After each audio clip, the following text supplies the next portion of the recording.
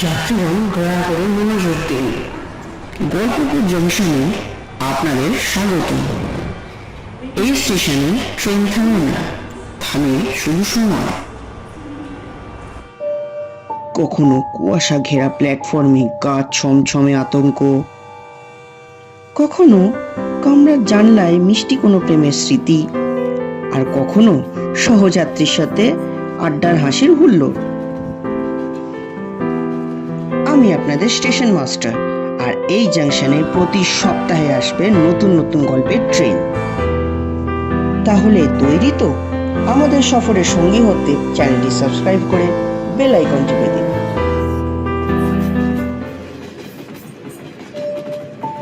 আজকের ট্রেনটি একটু অন্যরকম। কুয়াশা ভেজা এই মাঝরাত্রে আমাদের জাংশনে এসে দাঁড়িয়েছে এক কাহিনী। প্রখ্যাত লেখক অভিক দাসের কলমে আজকের গল্প লাইব্রেরি।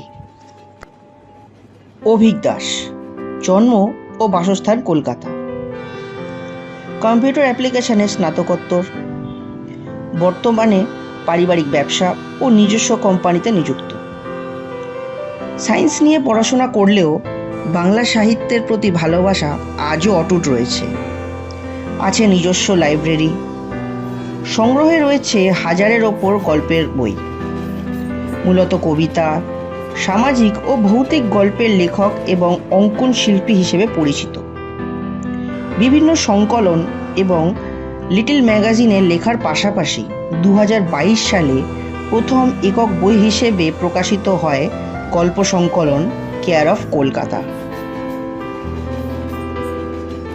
ঝুলিতে রয়েছে অসংখ্য পুরস্কার।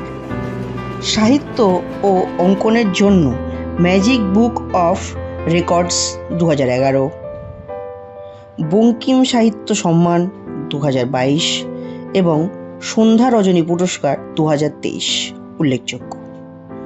মৃত্যুদূত লেখকের রচিত দ্বিতীয় বই।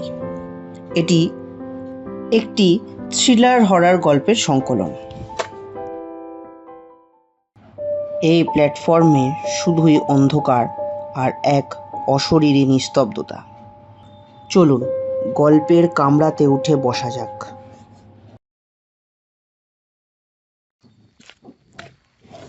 বীরেন্দ্র মঞ্চে অনুষ্ঠিত সাহিত্য সভা থেকে ফিরতে ফিরতে রাত প্রায় 11টা হয়ে গেল। রাস্তায় হঠাৎ প্রবল বৃষ্টি। কোনো রকমে ছুটে গিয়ে সামনে একটা বহু পুরনো বাড়ির বারান্দার নিচে দাঁড়ালাম। সাথে ছাতা বা রেনকোট কিছুই ছিল। সকাল থেকে আকাশ পরিষ্কার ছিল। হঠাৎ করে যে এরকম বৃষ্টি নামবে সেটা আগে থেকে কেউ আন্দাজ করতে পারবে। যে জায়গাটায় দাঁড়িয়েছিলাম হঠাৎ সেই ইমারতটা বেশ পুরনো। চারিদিকের দেওয়াল ভাঙা, মাথার উপরের কড়িকাঠের সিলিংয়ের অবস্থাও তথৈবচ। তবু কলকাতায় এরকম পুরনো দিনের জমিদার বাড়ির আদলে তৈরি বাড়িগুলো বলতে গেলে এখন প্রায় বিলুপ্তির পথে। তবুও উত্তর কলকাতায় বিধান সরণি ও আশেপাশের অঞ্চলে এখনো এইরকম হাতে গোনা কিছু পুরনো বাড়ির অস্তিত্ব আছে, যে বাড়িগুলোর সামনে থাকে আড্ডা দেওয়ার জন্য বসার বড় রোয়া। অপেক্ষা করছিলাম বৃষ্টিটা যদি একটু কমে, তাহলে সামনে কিছুটা দূরে বড় রাস্তা অবধি গিয়ে বাস বা যা পাই ধরে বেরিয়ে যাব।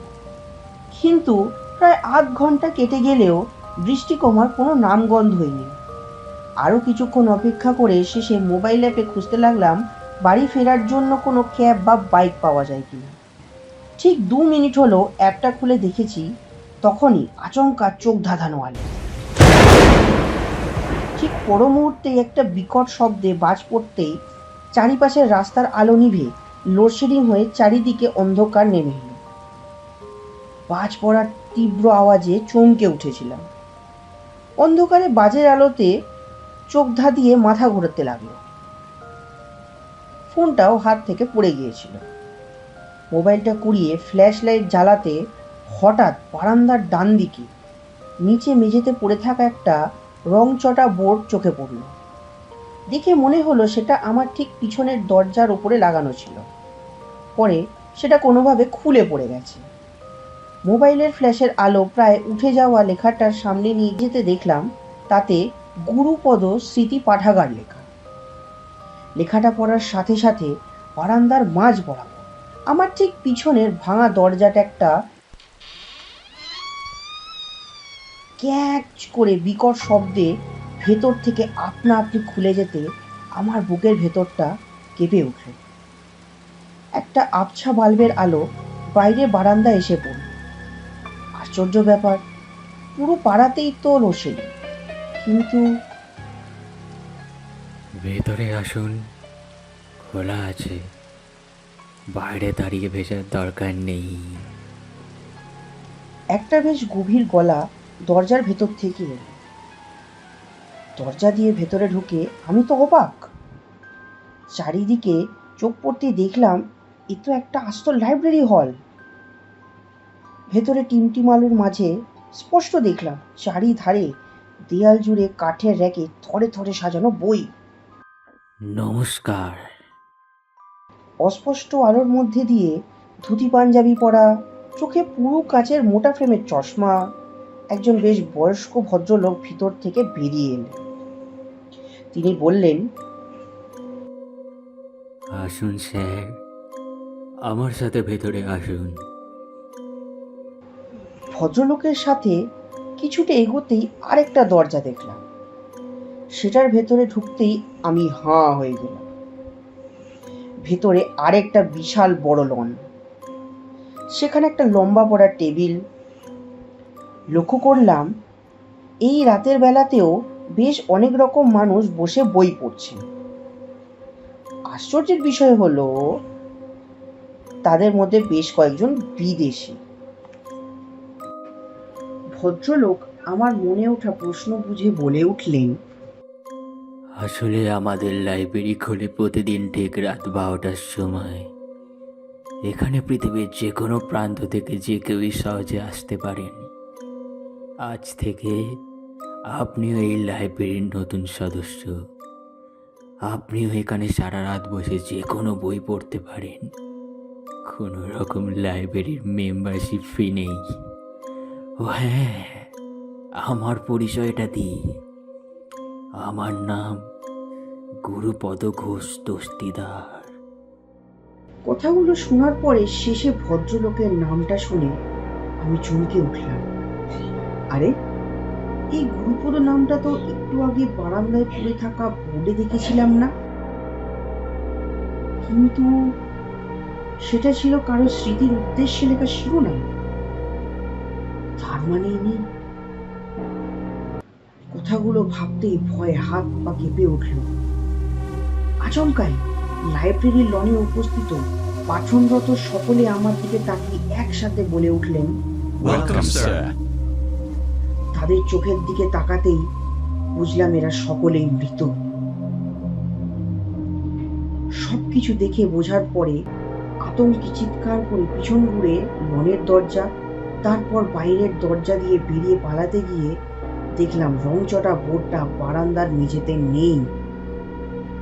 সেটা দরজার উপরে লাগানো এবং বোর্ডের মধ্যে লেখাটা স্পষ্ট, একদম নতুনের মতো।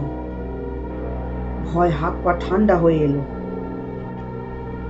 আর এক মুহূর্ত দেরি না করে রাস্তায় বেরোতে গিয়ে নিচে কিছু একটার সাথে পায়ে ধাক্কা লাগলো।